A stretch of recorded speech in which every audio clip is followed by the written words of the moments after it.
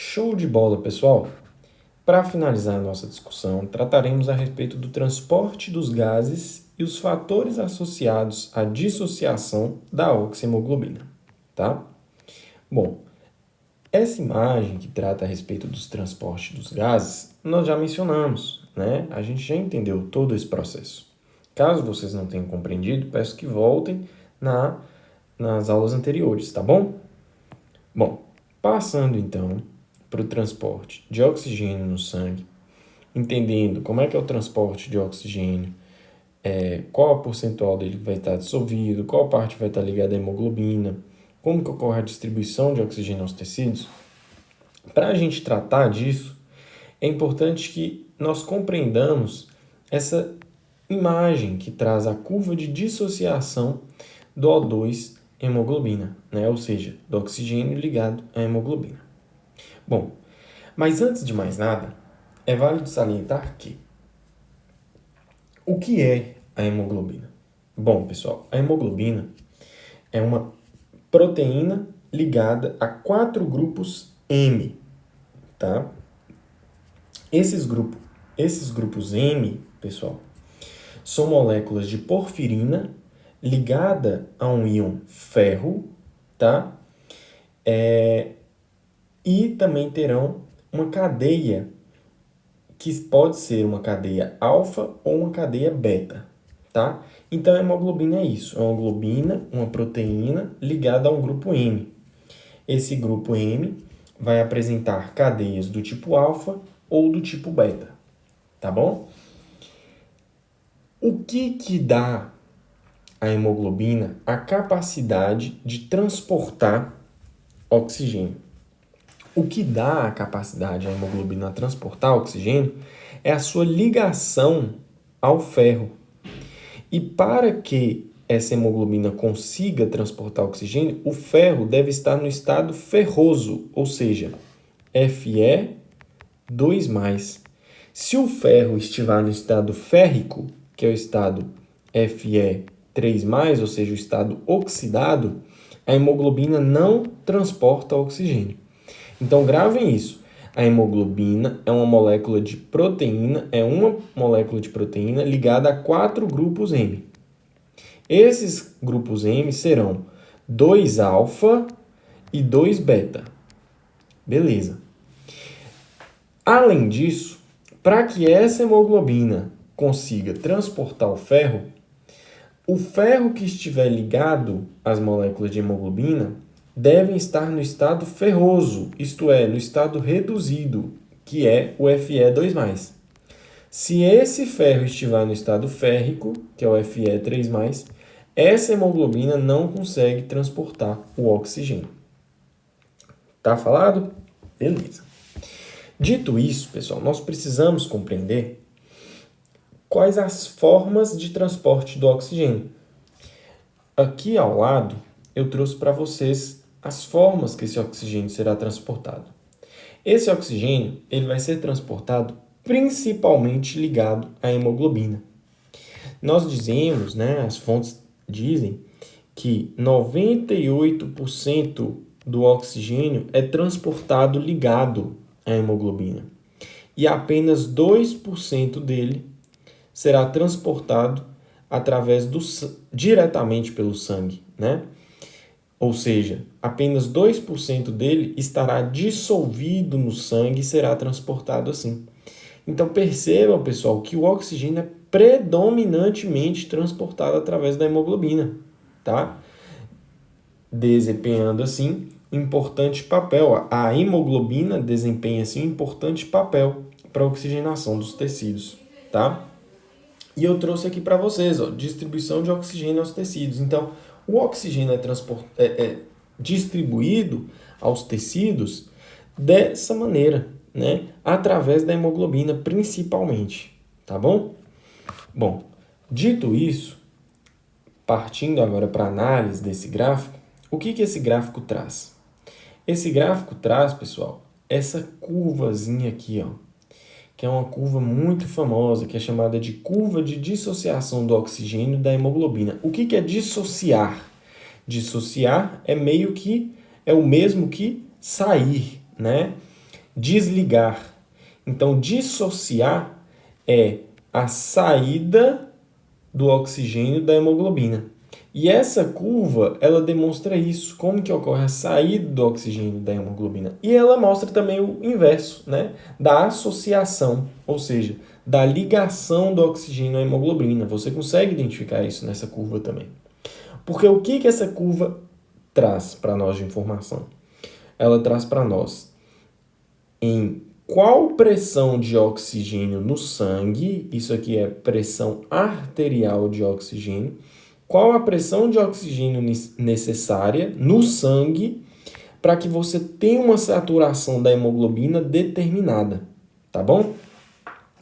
E a característica, pessoal, da hemoglobina, uma característica fundamental da hemoglobina para que nós compreendamos esse gráfico, é o chamado efeito, é um efeito somatório, tá? Como assim? Na medida em que essa hemoglobina, veja, a hemoglobina é uma molécula de proteína ligada a 4 grupos M. Cada grupo M da hemoglobina pode se ligar a uma molécula de oxigênio. Então, se uma hemoglobina tem 4 grupos M, né, e cada grupo M se liga a um oxigênio, uma molécula de hemoglobina pode se ligar a 4 oxigênios. Vocês não concordam comigo? Beleza. Sabendo disso, como que é o comportamento de afinidade da hemoglobina a esse oxigênio? O comportamento de afinidade da hemoglobina ao oxigênio se dá da seguinte maneira.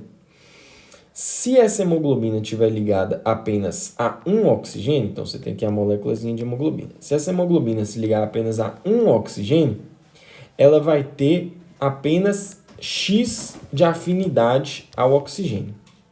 Se ela se liga a 2 oxigênios, ela passa a ter 4x de afinidade ao oxigênio.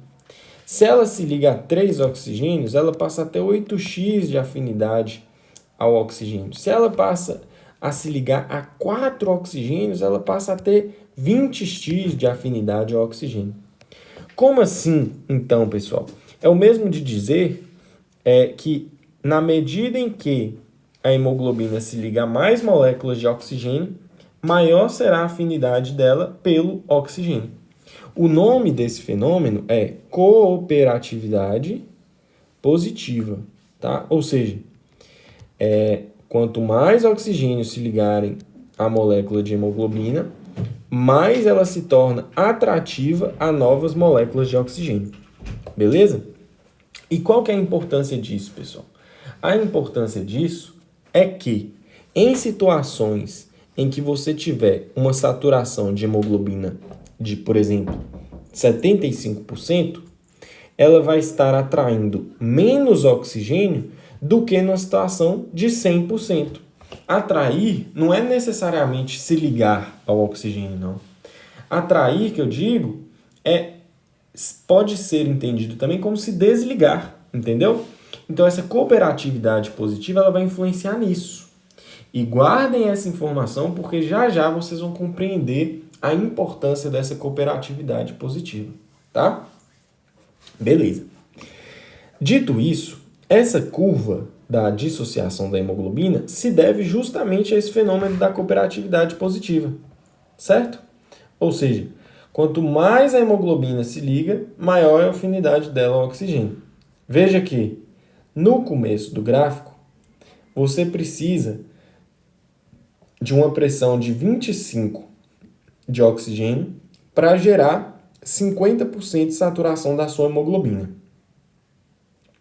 Depois, com 50 milímetros de mercúrio, você já tem quase 80% da sua hemoglobina saturada, né? E os 100% de saturação são alcançados quase que em 75% de saturação de oxigênio. Beleza? Além disso, esse gráfico traz uma outra informação para nós, que é a P50. Essa P50 ela é fundamental, porque aqui nós vamos tratar da P50, veja, em situações em que essa P50 vai estar alterada, tá? Nós vamos compreender isso, podem ficar despreocupados. O que é essa P50? É a pressão necessária para que você tenha 50% das suas moléculas de hemoglobina, para que você tenha uma saturação de 50% da sua molécula de hemoglobina. Ô Enzo, mas você está falando para mim de saturação da hemoglobina, o que é isso? O que é a hemoglobina estar saturada? É o seguinte, pessoal, como eu mencionei, uma hemoglobina pode transportar até 4 oxigênios. Beleza. Se essa hemoglobina estiver transportando um oxigênio, diz-se que essa hemoglobina está 25% saturada, ou seja, que apenas 1/4 dos seus sítios de ligação está ligado ao oxigênio. Se essa hemoglobina ela tiver 2 oxigênios ligados a ela, diz então que ela está 50% saturada. Se ela tiver 3 oxigênios ligados a ela, ela está 75% saturada, certo? E se ela tiver 4 oxigênios ligados a ela, disse que ela está 100% saturada. Então a saturação vai estar intimamente ligada à quantidade de hemoglobinas ligada a uma molécula. E essa saturação, pessoal, ela é proporcional à pressão de oxigênio presente na circulação. Como assim? Quanto maior for a pressão de oxigênio existente em um determinado vaso, maior vai ser a saturação de hemoglobina presente naquele vaso também, tá? Quanto mais oxigênio você tem, mais a hemoglobina se liga ao oxigênio por conta da pressão de oxigênio e, naturalmente, maior vai ser a saturação da hemoglobina, tá bom? Além disso, nós precisamos compreender o porquê que esse gráfico tem esse formato. E esse gráfico tem esse formato pelo seguinte: eu falei para vocês sobre a cooperatividade positiva, que fala que hemoglobina com 2 oxigênios, a hemoglobina com 1 oxigênio, estimula que a hemoglobina adquira mais outro oxigênio. E que a hemoglobina com 2 oxigênios estimula que a hemoglobina adquira um terceiro oxigênio. A hemoglobina com 3 oxigênios estimula que ela adquira um quarto oxigênio. Por quê? Porque quanto mais oxigênios ela adquire, maior se torna a afinidade da hemoglobina pelo oxigênio. Então, a hemoglobina com 4 oxigênios, ou 100% saturada, ela é a hemoglobina que tem a maior afinidade pelo oxigênio, ou seja, vai estar se ligada mais avidamente ao oxigênio. Então, veja aqui o que acontece. Quando você pega uma hemoglobina que está 100% saturada, olha o tanto que a pressão tem que baixar para que ela chegue em 75% de saturação, ou seja, para que ela perca um dos oxigênios, né? Olha o tanto que tem que baixar. Ela tem que baixar de 100% de pressão para cerca de 40 milímetros de mercúrio de pressão, para que ela se torne 75% saturada, ou seja, para que ela contenha 3 oxigênios ao invés de 4. Então, essa cooperatividade positiva é muito importante para manter o máximo de moléculas possíveis de oxigênio na hemoglobina, né, pelo maior tempo possível, para que essa molécula só seja retirada da hemoglobina em um ambiente propício, em um ambiente necessário. E esse ambiente é um ambiente em que a pressão for de 40 milímetros de mercúrio. E quando que você vai ter no corpo uma pressão de 40 milímetros de mercúrio, pessoal? É só lembrar, você vai ter uma pressão de 40 milímetros de mercúrio no sangue venoso, que está vindo de onde? Do tecido, pessoal.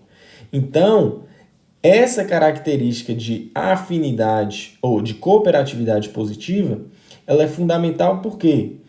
Porque na pressão de oxigênio de 100 milímetros de mercúrio, que é o gás arterial, a hemoglobina vai estar 100% saturada. Agora, na medida em que essa pressão cai e vai lá para a casa dos 40, que é a pressão de oxigênio tecidual, essa hemoglobina não tem pressão suficiente para manter o oxigênio nela. A partir disso, ela se desliga de uma molécula de oxigênio e esse oxigênio vai parar onde? No tecido, beleza? Compreendido, então. Isso é a curva de dissociação da hemoglobina.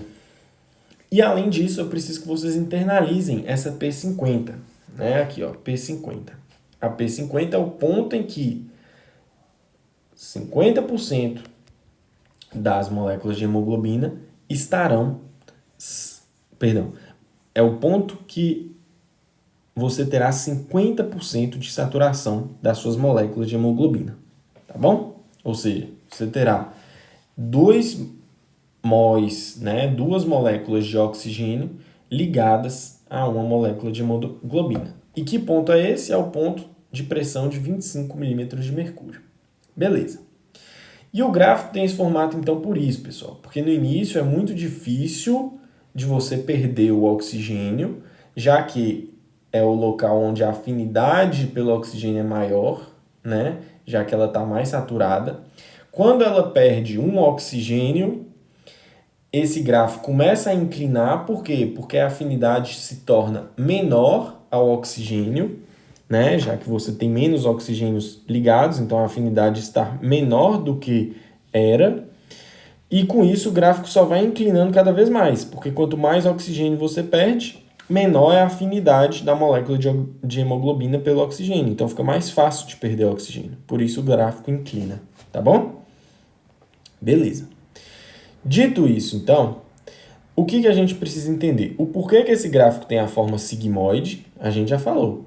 O gráfico tem um formato sigmoide, por quê? Por conta da cooperatividade positiva, que faz com que no início da curva de dissociação da hemoglobina seja mais difícil de perder oxigênio, já que é a região de maior afinidade da hemoglobina pelo oxigênio.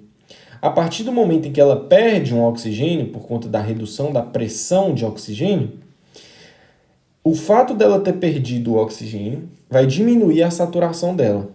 E ao você diminuir a saturação dela, isso reduz também a afinidade dela ao oxigênio, porque uma hemoglobina com 3 oxigênios tem menor afinidade ao oxigênio do que uma hemoglobina com 4 oxigênios. Beleza. Isso vai fazer com que, se a pressão de oxigênio reduzir ainda mais, essa hemoglobina perderia ainda mais oxigênios. E ao ela perder mais oxigênios, ela se tornaria menos, a afinidade dela diminuiria mais ainda, tá? Ao oxigênio. Por isso que, na medida em que você perde oxigênio, o gráfico fica mais inclinado, porque se torna mais fácil para você perder o oxigênio, já que a afinidade está reduzindo. Por isso o formato sigmoide desse gráfico, tá? Então matamos o formato sigmoide. Além disso, a gente precisa entender a P50.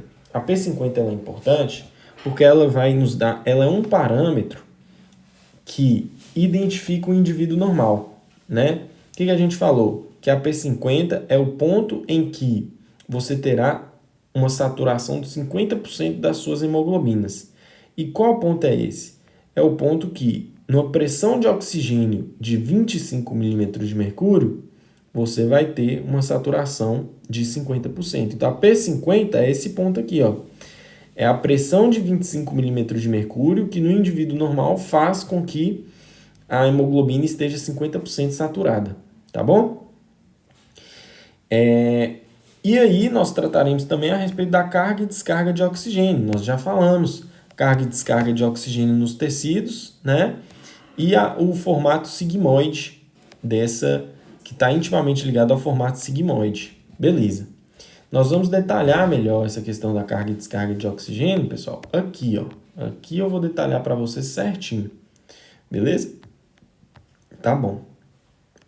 Bom, esse gráfico ele traz ainda aqui, ó, a saturação da hemoglobina no sangue venoso misto e a saturação da hemoglobina no sangue arterial. Perceba que a saturação da hemoglobina, mais uma vez dizendo, a saturação da hemoglobina está intimamente ligada à concentração de oxigênio, ou melhor dizendo, a pressão exercida pelo gás oxigênio em um determinado vaso sanguíneo. A gente sabe que o sangue arterial, que é aquele sangue que veio lá do pulmão, que é um sangue oxigenado, tem uma pressão parcial de oxigênio de 100 milímetros de mercúrio. Então é um sangue rico em oxigênio. Se ele é um sangue rico em oxigênio, ele tem a pressão máxima de oxigênio.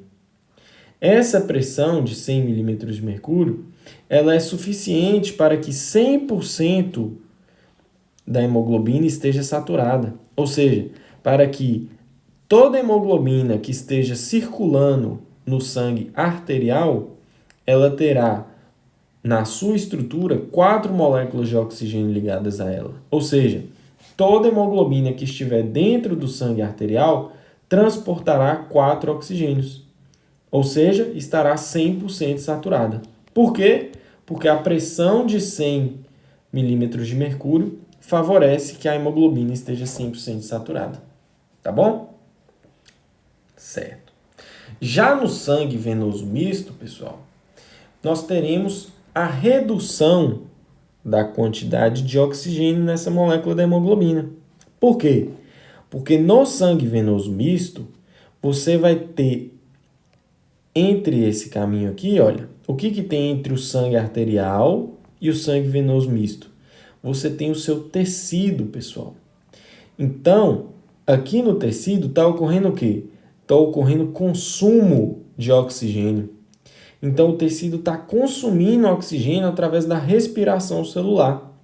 Logo, o oxigênio que estava nesse sangue arterial, ele diminui de concentração por conta desse consumo que ocorre no tecido, até que ele para de ser consumido no valor de 40 milímetros de mercúrio, que é justamente o valor de concentração do oxigênio no sangue venoso misto, tá? Então, o sangue venoso misto é um sangue formado após a captação de oxigênio do sangue arterial, né?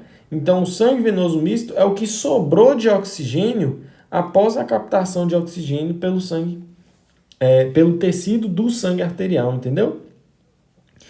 E aí, pessoal, que nessa nova pressão de 40 milímetros de mercúrio, que é a pressão do sangue venoso misto, você já não vai ter mais uma saturação da hemoglobina de 100. Essa pressão de 40 milímetros de mercúrio é suficiente para que 75% da hemoglobina esteja saturada. Então, toda hemoglobina que circular, ou a maior parte delas, né? A maior parte da hemoglobina que circular no sangue venoso misto estará 75% saturada. Isso é o mesmo de dizer que a maior parte das hemoglobinas que circularem pelo sangue venoso misto transportarão 3 moléculas de oxigênio. Certo? Isso demonstra para nós, pessoal, o processo de carga e descarga de oxigênio. Aqui a gente tem o tecido, né? Aqui a gente tem não, vou fazer melhor.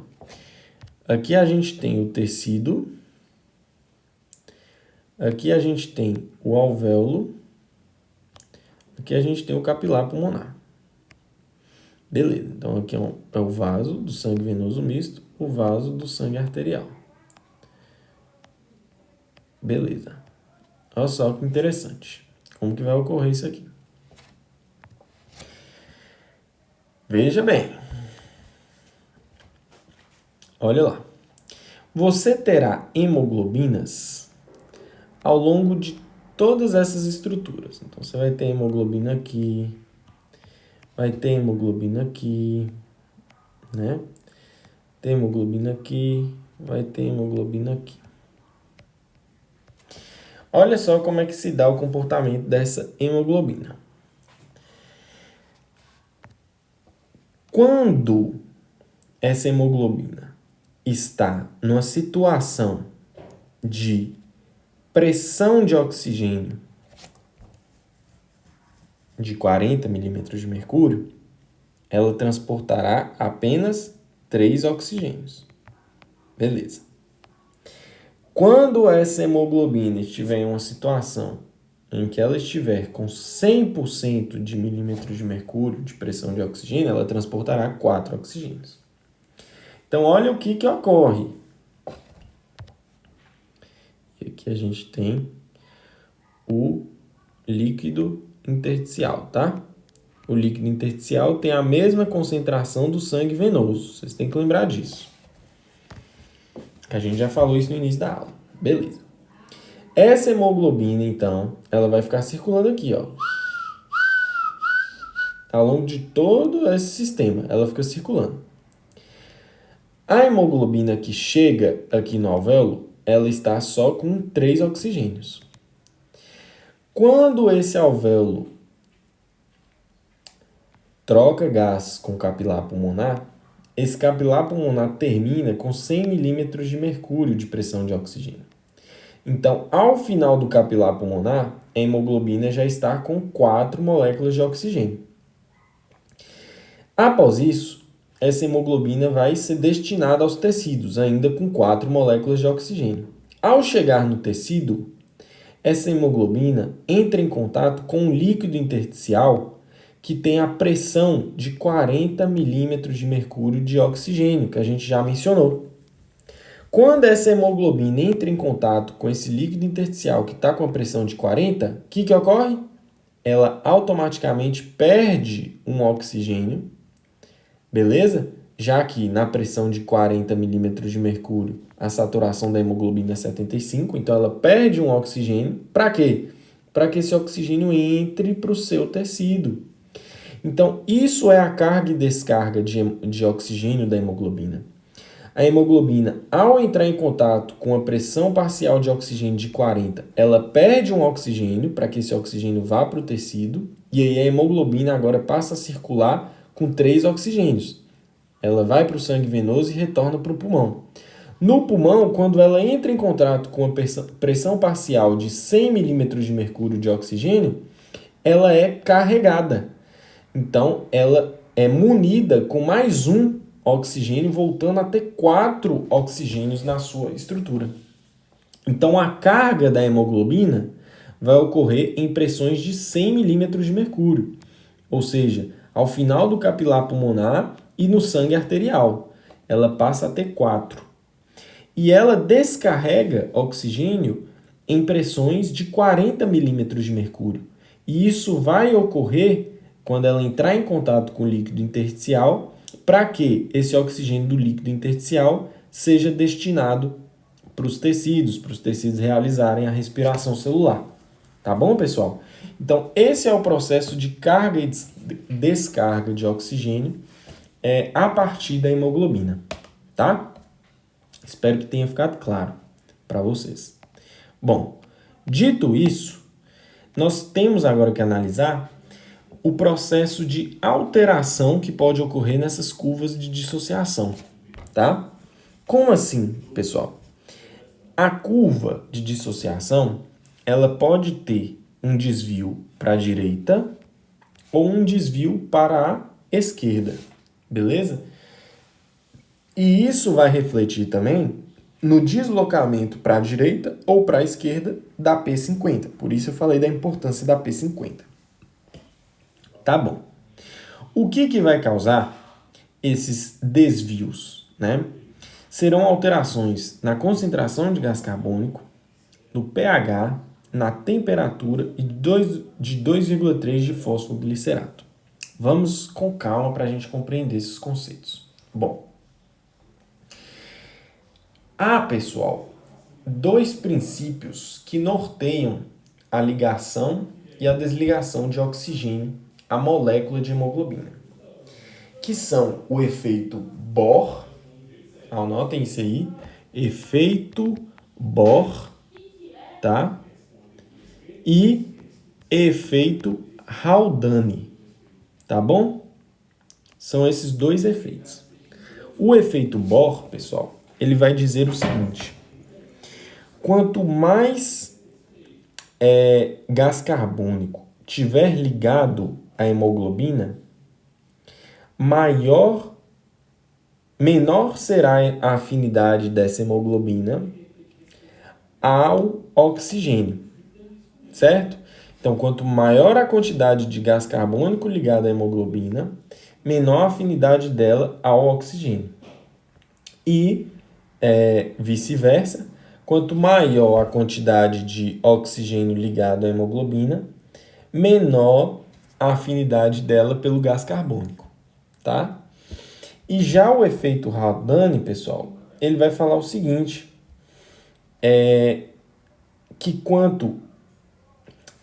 falei errado. O efeito Bohr vai falar que quanto maior a quantidade de oxigênio ligada à hemoglobina, menor a afinidade ao oxigênio. E quanto menor a quantidade de gás carbônico ligada à hemoglobina, maior a afinidade ao oxigênio. Isso é o efeito Bohr. O efeito Haldane já vai falar que quanto maior a quantidade de oxigênio ligada à hemoglobina, menor a afinidade da hemoglobina pelo gás carbônico. Meio que parece que é a mesma coisa, só que no final das contas não é, tá, pessoal? É parecido, mas não é a mesma coisa. Vou explicar para vocês esse efeito na prática, esses efeitos na prática. O que ocorre, tá? A hemoglobina, ela transporta uma série de íons, tá? E uma série de gases. Dentre esses gases que ela transporta, ela vai transportar tanto o oxigênio quanto o gás carbônico. Por que alterações na concentração do gás carbônico afetam a afinidade da hemoglobina pelo oxigênio? É porque o gás carbônico diretamente afeta a afinidade da hemoglobina? Sim e não. Tá, pessoal? Sim e não. Sim, porque de fato há reações intrínsecas dentro da hemoglobina que a concentração de gás carbônico elevada reduz a afinidade pelo gás carbônico, pelo oxigênio. E não por quê? Porque na realidade, em locais que você tiver alta concentração de gás carbônico, ou seja, pressão alta de gás carbônico, você vai ter uma pressão parcial baixa de gás oxigênio. Então, é por conta disso que você tem essas alterações, entenderam? Beleza, ou seja, isso é natural do corpo e o corpo faz isso de propósito. E vocês vão entender o porquê. Tá bom. Vamos por partes, que agora eu trouxe um tanto de informação e vocês estão mais perdidos que seguem tiroteio, mas vocês vão conseguir finalizar aqui entendendo o que está acontecendo. Vejam bem, pessoal. O que o nosso corpo ele entende? Ele entende que a presença... Agora eu vou mudar um pouco o enredo para facilitar a compreensão de vocês, tá? O que o nosso corpo entende? Que uma presença alta de gás carbônico na circulação significa que tem ar retido. Porque tem uma propriedade que diz o seguinte. Olha. O que é o esquema? CO2 mais água forma HCl3, que por sua vez forma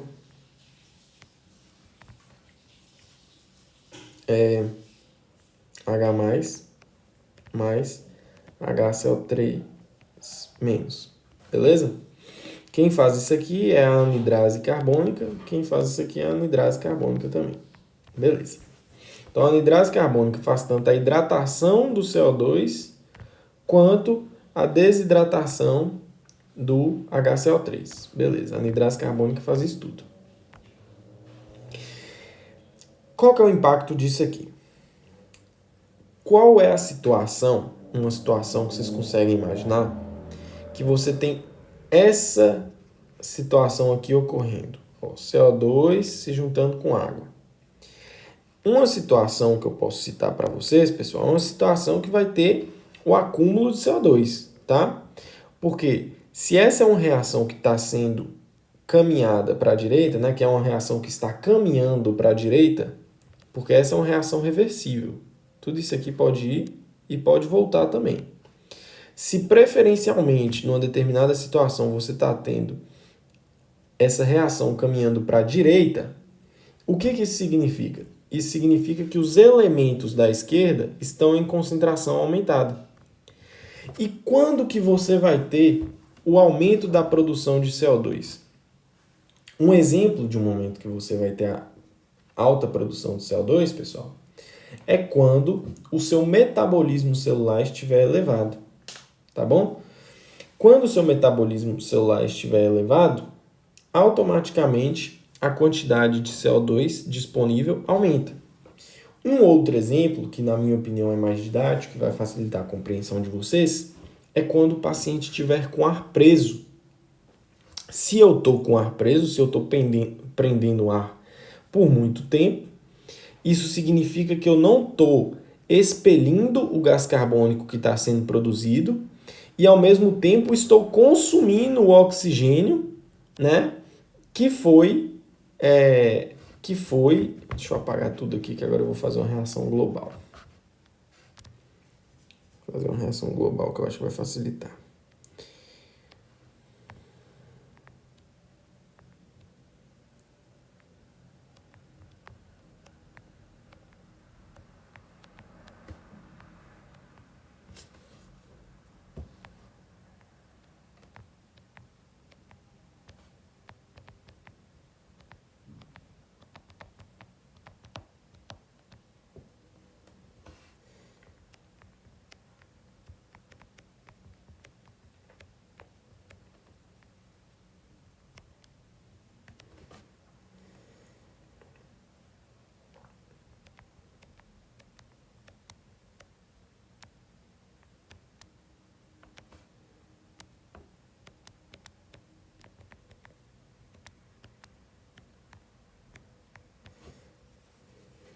Beleza.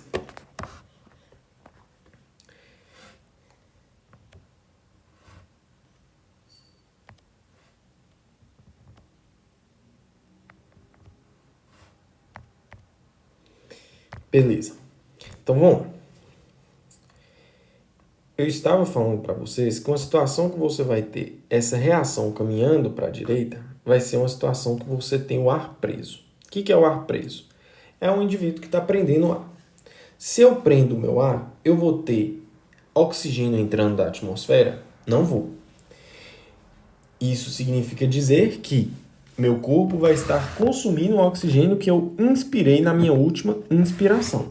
Beleza. Porém, mesmo que eu esteja com o ar preso, o metabolismo celular vai continuar. Se o metabolismo celular continua, o meu corpo vai permanecer produzindo gás carbônico a partir da glicólise. Porque o que é o metabolismo celular? É isso aqui, ó, a glicólise. Isso é uma reação de glicólise. 1 mol de glicose somada a 6 mol de oxigênio, formando 6 mol de CO2 mais 6 mol de água. Não é isso? Isso é a glicólise, tá bom? Então, a glicólise quebra a glicose utilizando o oxigênio e forma com isso gás carbônico. O principal objetivo dela é formar quem? ATP, mas ela forma com colateral o gás carbônico. Qual que é o impacto, pessoal, de você ter acúmulo de gás carbônico? Veja que o gás carbônico ele é hidratado com a água pela anidrase carbônica, formando ácido carbônico, e esse ácido carbônico é desidratado, formando H+, e HCl3-. Esse acúmulo de H+, ele acidifica o sangue e se torna prejudicial para o nosso organismo, tá bom?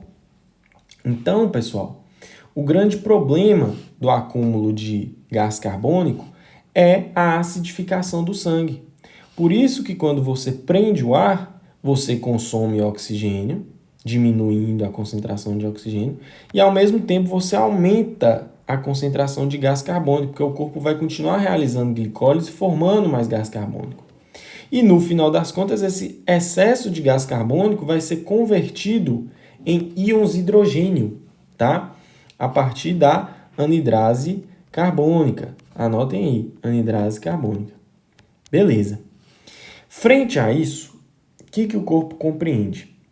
Se eu estou numa situação, por exemplo, de ar preso, o que eu vou fazer? Se meu ar ficou preso, eu vou fazer o quê? Respirar mais. Então, quando o indivíduo prende o ar aumenta a concentração de gás carbônico, aumentando a concentração de hidrogênio e acidificando o sangue, ele automaticamente vai respirar mais. Para que ele vai respirar mais? Para que o ar renove, ele mande gás carbônico para fora, beleza? E mande oxigênio para dentro. Fechou? Frente a isso, pessoal, olha que interessante. E ao mesmo tempo... Não, beleza, isso aqui a gente entendeu. Eu quero que vocês gravem isso. Então, o indivíduo que está com ar preso acumula gás carbônico. Se ele acumula gás carbônico, ele aumenta íons de hidrogênio, acidificando o sangue. A resposta do corpo para isso é aumentar a frequência respiratória. Beleza, entendemos isso. Agora a gente vai voltar aqui nessa imagem. Essa imagem está falando o seguinte, ó, que está ocorrendo um desvio para a direita da curva sigmoide de dissociação do oxigênio para a hemoglobina. Isso está dizendo o seguinte, pessoal, que a partir desse momento você vai precisar de uma pressão maior de oxigênio para que 50% das moléculas de hemoglobina estejam saturadas, né? Para que as moléculas de hemoglobina estejam saturadas em 50%. Ou seja, se você está precisando de uma pressão maior para essas moléculas estarem em 50% de saturação, significa, pessoal, que a pressão, que a afinidade, falei errado, da molécula de hemoglobina ao oxigênio vai estar diminuída. Lembra que eu falei para vocês do efeito Bohr? O que era o efeito Bohr? Quanto mais moléculas de CO2 estiverem presentes em um meio, menor vai ser a afinidade da hemoglobina ao oxigênio. Isso é o efeito Bohr. Ou seja, quando você tiver uma pressão aumentada de gás carbônico, menor vai ser a afinidade da hemoglobina ali ao oxigênio. E isso, pessoal, é um fator importante para o corpo, para o processo de carga e descarga de oxigênio, mas também é um mecanismo de defesa do corpo. Por quê? Vou explicar para vocês. Por quê, pessoal? Se você está com ar preso, você quer que a sua hemoglobina que esteja circulando ali, tá? Lembra que eu falei para vocês, se você está com ar preso, não tem mais o que possa ser feito, né? Você vai ter que consumir o oxigênio que está circulante. Se você está com ar preso, se não tem mais oxigênio circulando, você quer que o oxigênio que esteja ligado à hemoglobina se desprenda mais facilmente para que o corpo possa utilizá-lo? Ou você quer que se torne mais difícil dessa hemoglobina soltar o oxigênio? Ora, se você não está tendo oxigênio entrando a partir da respiração, já que você está com ar preso, e você está tendo a oportunidade de diminuir a afinidade da hemoglobina ao oxigênio, lógico que eu vou querer diminuir a afinidade, pois assim eu vou poder utilizar mais moléculas de oxigênio, ao invés de deixar que esse oxigênio fique preso na hemoglobina. E é isso que o corpo faz. É isso que a hemoglobina faz, porque a hemoglobina é muito esperta, ela é uma célula espertinha. Então a hemoglobina, pessoal, ela percebe, poxa, se esse paciente está com a pressão de CO2 alta em uma determinada região do corpo, significa que naquela região está tendo acúmulo de CO2. Se está tendo acúmulo de CO2, pode ser que esse paciente esteja com ar preso. Se ele está com ar preso, tem pouco oxigênio entrando. Se tem pouco oxigênio entrando, eu quero dar mais oxigênio da minha molécula de hemoglobina para aquele tecido. Então, nessa situação, pessoal, a hemoglobina ela diminui a sua afinidade ao oxigênio para que ela consiga dar mais oxigênio ao tecido e assim esse tecido consiga permanecer realizando a sua atividade de respiração celular, tá bom? Por isso que aumentos da pressão de CO2 no sangue arterial, né, vão implicar no desvio para a direita. Desviar para a direita significa que a afinidade à hemoglobina está diminuindo, ou seja, está ficando mais fácil para a hemoglobina soltar uma molécula de oxigênio dela. Por isso que a P50 agora aqui está em 40, está em 35, né, mais ou menos. Ou seja, agora, quando você tem o desvio para a esquerda, você precisa de 35 milímetros de mercúrio de pressão de oxigênio para ter 50% da hemoglobina saturada. Nos 25% de pressão de oxigênio, você tem 25% da hemoglobina saturada, ou seja, essa hemoglobina está soltando muito mais fácil o oxigênio, tá? Além disso, pessoal, redução de pH. Quando que ocorre a redução de pH sanguíneo? Como exemplo, durante um movimento de prisão de ar. Se o indivíduo está com ar preso, volto aqui. Se o indivíduo está com ar preso, ocorre consumo do oxigênio, ocorre produção de CO2, ocorre aumento de CO2 porque você não está expirando esse CO2. E aumento de CO2 promove aumento de H+. Aumento de H+, reduz o quê? O pH do meio. O meio se torna mais ácido. Então, redução de pH está intimamente ligado com aumento de pressão de gás carbônico. Um exemplo que isso ocorre é quando você prende o ar. Mais uma vez, a hemoglobina percebe, se o pH está reduzido, significa que gás carbônico está ficando preso.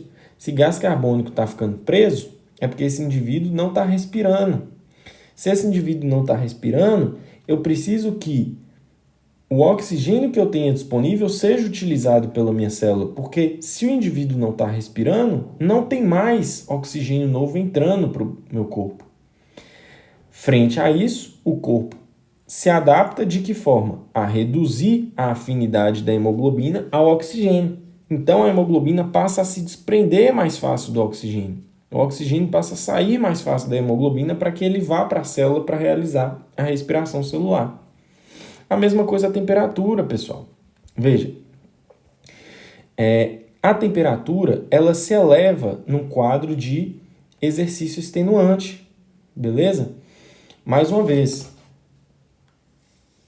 o exercício extenuante, pessoal, o que ele promove?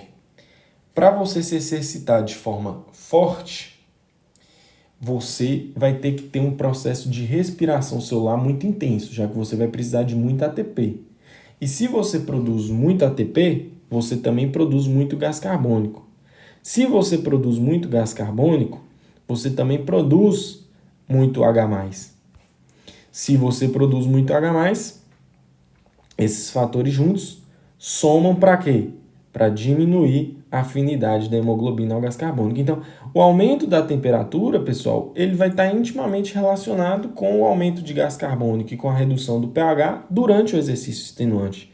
No exercício extenuante, você tem alta glicólise, alta produção de CO2 e alta produção de H+, que corrobora com a redução do pH. Então, esses três fatores aqui, atuarão em conjunto, beleza? Atuarão em conjunto para diminuir a afinidade da hemoglobina ao oxigênio, para facilitar a descarga de oxigênio da hemoglobina nos tecidos. Por quê? Se esses três fatores aqui estão relacionados a um exercício extenuante, qual que é a utilidade de você diminuir a afinidade da hemoglobina ao oxigênio? Se você está no exercício extenuante, significa que seu tecido está fazendo muita respiração celular. E para que ele consiga fazer muita respiração celular, ele precisa de oxigênio. Então, a hemoglobina se adapta para fornecer mais oxigênio a esse tecido que está precisando de muito oxigênio. E a hemoglobina faz isso diminuindo a sua afinidade ao oxigênio. Entenderam? Beleza. E por fim, a gente tem esse 2,3 de fosfoglicerato, tá?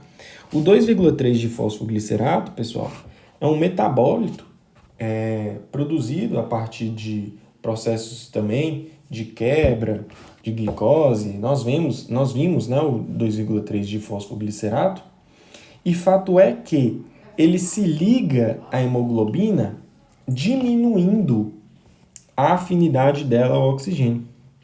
Então, o 2,3 de fosfoglicerato é uma molécula produzida quando o metabolismo está hiperativo, tá? Esse 2,3 de fosfoglicerato, que é produzido quando o metabolismo está hiperativo, se liga à hemoglobina, e só o fato dele se ligar à hemoglobina já reduz a afinidade da hemoglobina ao oxigênio, ou seja, aumenta a descarga de oxigênio por parte da hemoglobina. Tá bom? Então eu falei para vocês de prender o A, pessoal, porque eu acho que ficaria mais fácil a compreensão dessa fórmula aqui. Porém, essa imagem aqui, o exemplo que ela traz é do exercício extenuante. Veja, o exercício extenuante, o que ele promove? Ele promove o aumento da glicólise. Se tem muita glicólise, tem aumento de CO2. Se tem aumento de CO2, tem redução de pH. O exercício extenuante aumenta a temperatura. E o exercício extenuante aumenta a taxa metabólica. Se tem aumento da taxa metabólica, tem aumento da produção de 2,3 de fosfoglicerato. Então, todos esses fatores aqui atuarão em conjunto durante o exercício extenuante. E todos esses fatores promoverão na hemoglobina o efeito de reduzir a afinidade dessa hemoglobina ao oxigênio para facilitar a descarga de oxigênio da hemoglobina nos tecidos, para que esses tecidos tenham maior aporte de oxigênio para permanecer desempenhando sua função, para permanecer desempenhando sua respiração celular. Beleza? Por isso que ocorre o desvio para a direita. Desviar para a direita significa diminuir a afinidade. E nós temos também o desvio para a esquerda, pessoal. O desvio para a esquerda já seria o aumento da afinidade, tá? Veja que agora, com 12,5 de pressão de oxigênio, você já tem 50% da sua hemoglobina saturada, né? Você já tem a sua hemoglobina saturada em 50%. Em 25% de pressão de oxigênio, você já tem mais de 75% dos sítios ligados ao oxigênio. No indivíduo normal, 75% é atingido com 40%. Ou seja, aqui no desvio para a esquerda, a hemoglobina está ampliando, está aumentando a sua afinidade ao oxigênio, está mais difícil dessa hemoglobina se desligar do oxigênio, tá? Em que situações que isso ocorre? Vai ser exatamente o oposto. Se aqui é o exercício extenuante que está promovendo todas essas alterações, né? Isso aqui, pessoal, já seria uma outra situação. Já seria a situação exatamente inversa. Já seria uma situação que você teria redução de gás carbônico, né? Já seria uma situação que você teria, então, aumento de pH, redução da temperatura e redução de 2,3 de fosfoglicerato. Tá bom?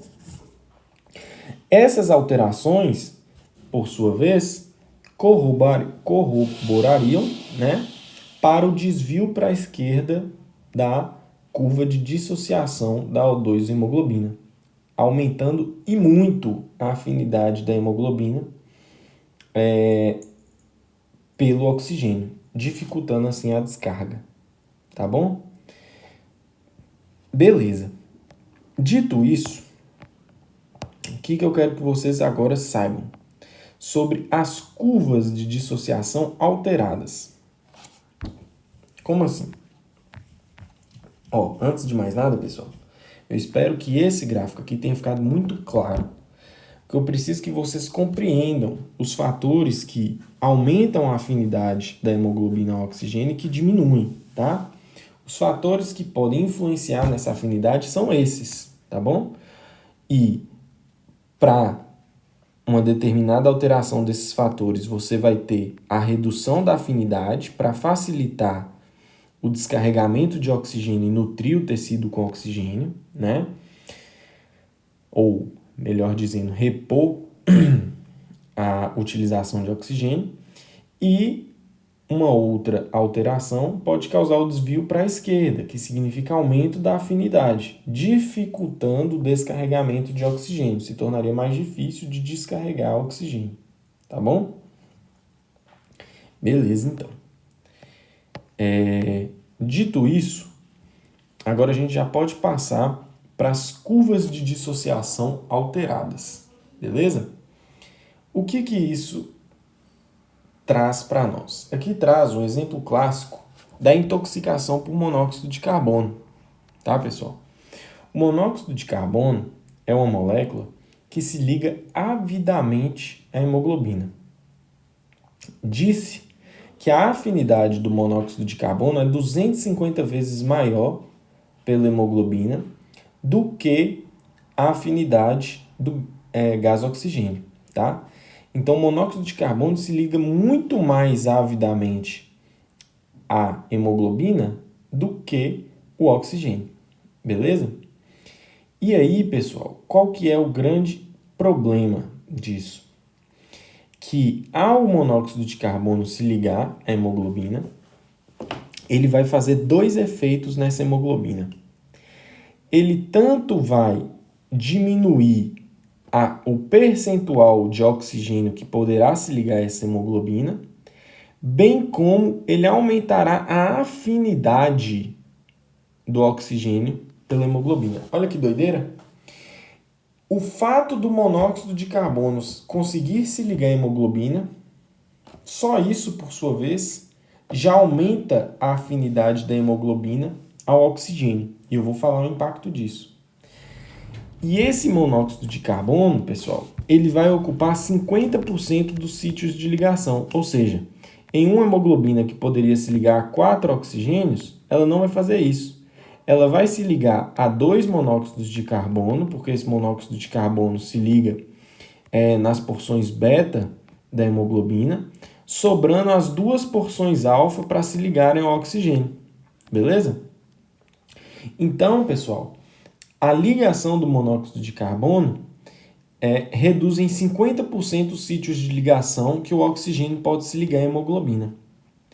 Com isso, o transporte de oxigênio pelo corpo fica muito deficiente, fica muito deficitário, porque a quantidade de oxigênio distribuído através da hemoglobina, se reduz pela metade.